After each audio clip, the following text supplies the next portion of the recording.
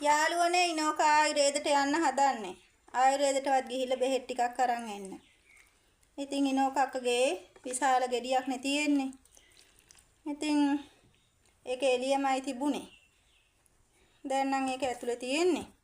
ඉතින් මේ මං හරි බයයි ඉතින් කපනකොට නේවට. ඉස්පිරිතාලේ ගියොත් ඉතින් කපන්න වෙනවනේ. ඉතින් එතකම් බලමු ඉතින් ආයුර්වේද බෙහෙත් ඩිංගක් බීලා එහෙම මොනවද කියන්නේ කියලා බලන්න. මං අද යනවා ආයුර්වේද බෙහෙත් ගන්න. ඉන්නවත් දන්නේ නැහැ ඉතින් දොස්තර නෝනා. බලමු ඉතින් ලෙඩේ ගොඩින් හොඳ කරගන්න හැකි එකක් තියෙනවද කියලා නේද? කපලා හොඳ වුණ නැත්නම් ආයි ගෙඩියාම ආයි කපන්න වෙනවනේ. ඒක ඉවරයක් නෑනේ.